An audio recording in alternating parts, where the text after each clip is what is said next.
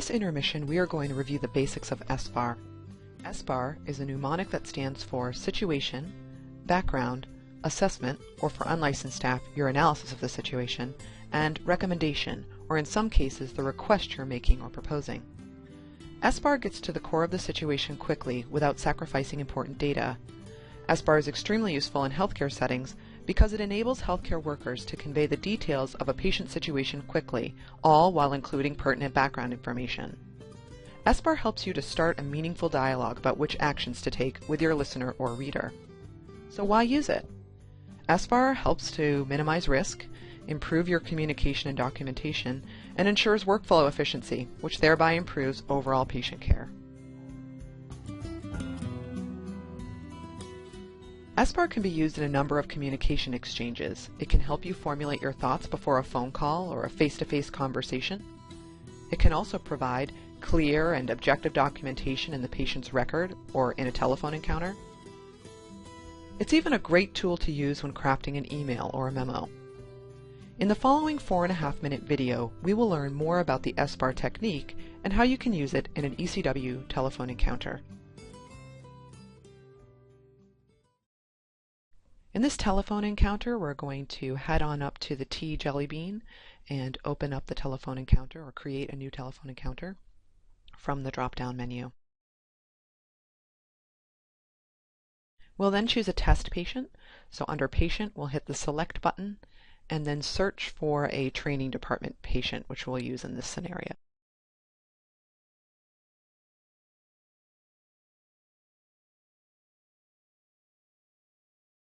Now we have a blank telephone encounter, so let's look at the sections where we can input SBAR into our telephone encounter. The first section is the reason field. This is a great place for situation. The message field is for the background. And the action taken field is a really good place to put your assessment or analysis and your recommendation or request. Before you move on and enter information, just make sure you verify that this is the correct provider and who you're assigning it to, and also that you have the correct patient. Before we move on, I wanted to introduce you to two mnemonics that you can use in the message field to help you enter background, and those are sample and OPQRST, which we'll talk about in a minute. Start our telephone encounter by identifying the caller. Sometimes this is the patient, but other times it could be someone who is authorized to review the patient with you. So we enter their name and their telephone number. In this case, it's Deborah, the patient's mother. We'll then move on to the reason field. This is where we put the situation in a very succinct format. Here the patient is complaining of a sore throat. As we move on to the message field, we're going to actually use a mnemonic to help us make sure we put all the information in order to capture the background. So we're choosing OPQRST as a way to trigger ourselves. We'll go through those sections right now. So O stands for onset of the event. What was the patient doing when the issue started? What was the onset? Was it sudden or gradual or part of a chronic condition? In our patient scenario, this sore throat came after a family member had already been diagnosed with strep and was rather sudden. So we document that here. P stands for provocation or palliation. So what conditions make the issue that the person's calling about worse or better? Here our patient describes that the pain worsens when eating and swallowing and that cough drops haven't alleviated the pain. So we document that under P. Q stands for quality. So how would you describe the issue or pain that the patient's having? Would they describe it as sharp, throbbing?